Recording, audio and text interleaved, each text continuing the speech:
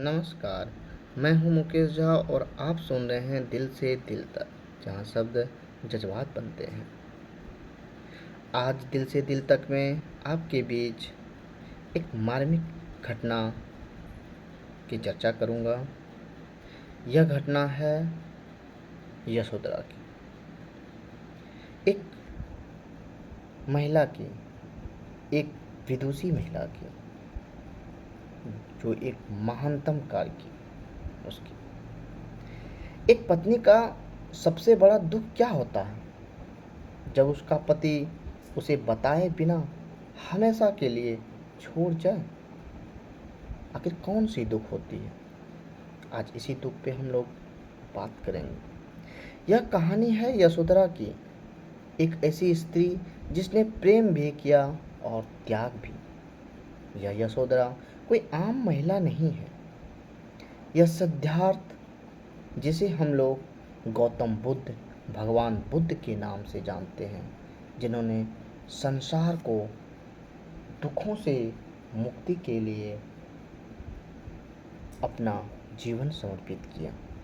उन्हीं भगवान बुद्ध की पत्नी यशोधरा की कहानी है। यशोधरा अपने सखी से कहती है कि मुझे कह कर जाते, क्या वो मैं उन्हें रोकती? कहानी ऐसा है मित्रों कि जब सिद्धार्थ ने संसार के दुख को देखा तो उन्होंने सब कुछ छोड़ने का फैसला किया। राजपाट, सुख सुविधा और अपनी पत्नी यशोधरा और एक छोटा सा बालक जो उनका बेटा था राहुल, उन सब को छोड़ने की बात किया उन्होंने।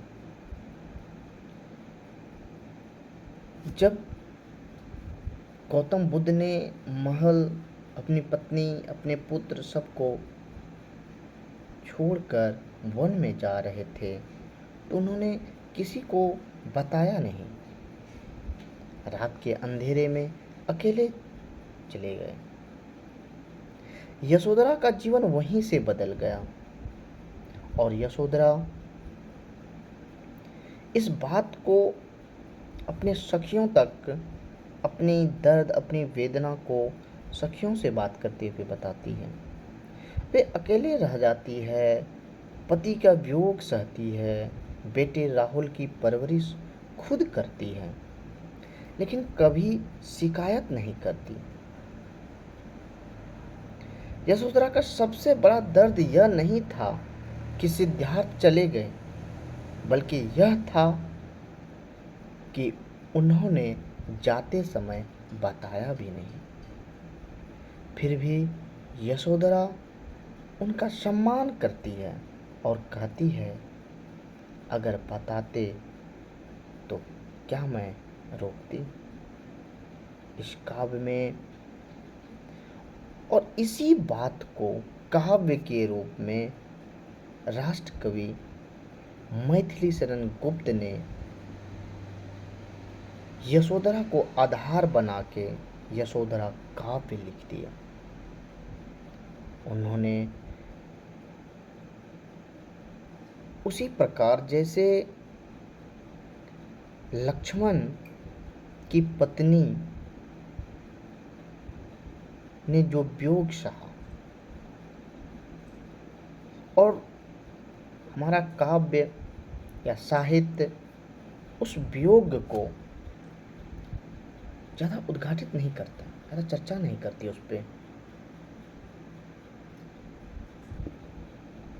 लेकिन रामधारी सिंह दिनकर साहब ने उस बात को उठाया और हमारे कई अन्य, हम लोग देखते हैं कि युद्ध में जाते तो बहुत सैनिक हैं, हमने ऐसे काव्य पढ़े हैं या वर्तमान समय में भी देखते हैं कि जाते तो सैनिक हैं, किसी के बेटे, किसी के पति, कोई जाते हैं, लड़ते तो वही हैं, लेकिन क्या केवल वही लड़ते हैं? उनकी पत्नी, उनकी माँ, उनकी बहनें घर में नहीं लड़ती? उस वेदना को नहीं सहती हो? वह उनसे कहीं ज़्यादा दर्द सहता है। और सैनिक तो शहीद हो जाते हैं, लेकिन उनसे जुड़े हुए परिवार जीते जी शहीद रहते। उन सारे दर्दों को अपने में समेटे हुए जीता है। क्या वो सच में जी पाता है? नहीं दोस्तों। आज इसी चीज़ को, इसी बात की दर्द को, एक महिला की वेदना को, जिसे लोगों ने कहीं ना कहीं दबा दिया, चर्चा नहीं किया, पटल पे आने नहीं दिया, उस चीज़ के मैथिली शरण गुप्त ने यशोधरा काव्य के माध्यम से अनेकों ऐसी महिलाओं को सामने लाया है। यशोधरा काव्य है तो यशोधरा की, लेकिन केवल यशोधरा की वेदना का नहीं, वो संपूर्ण ऐसी महिलाओं की है जो इस प्रकार की वेदनाएं और परित्याग, त्याग, संघर्ष, संन्यास को सहती है। और इन सब को समेटे हुए कहता ना कि जिस घर को सजाने में मेरी पूरी उम्र निकल गई, उस घर में मेरे नाम की एक तख्त भी नहीं है। तो जिस आधी आबादी हमारी नारी शक्ति, जिसे हम लोग कहीं न कहीं दबा दिए हैं, उसे देखने की ज़रूरत है। काव्य में यशोधरा कहती है, आइए अब काव्य की उस पंक्ति की बात करते हैं जिसमें वह दर्द, वह एहसास, वह त्याग झलकता है।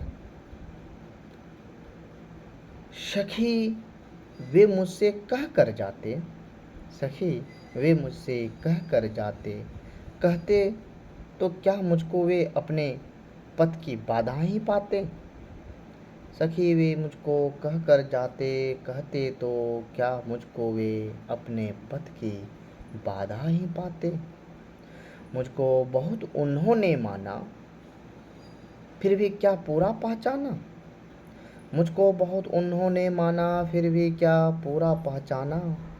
मैंने मुख उसी को जाना जो वे मन लाते, मैंने मुख उसी को जाना जो वे मन में लाते। सखी वे मुझे कह कर जाते। अर्थात यशोधरा कहती है, अपनी सखी से कहती है कि अगर बुद्ध सिद्धार्थ जाते समय मुझसे कह कर जाते तो क्या मैं उन्हें रोकती। शायद वे मुझे अपने रास्ते की बाधा समझते थे। उन्होंने मुझे सम्मान तो दिया, लेकिन पूरी तरह समझ नहीं पाए। मैंने तो हमेशा वही चाहा जो उनके मन में था।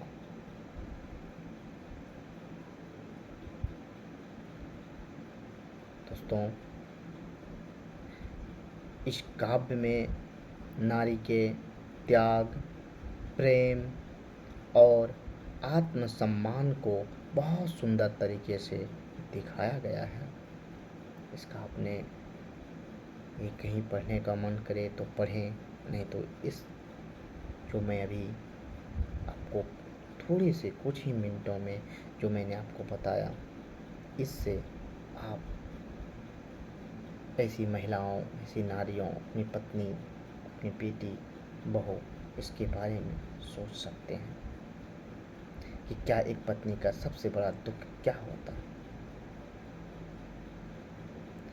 यह कहानी यशोधरा की है, लेकिन वे संपूर्ण महिला की। त्याग सिर्फ संन्यास में नहीं होता, कभी कभी त्याग घर में रहकर भी करना पड़ता है। साथियों, अगर आपको ऐसे ही दिल छू लेने वाली कहानियाँ पसंद है तो मेरा चैनल द वॉइस AM को ज़रूर सब्सक्राइब करें और इसका आनंद लेते रहें। धन्यवाद।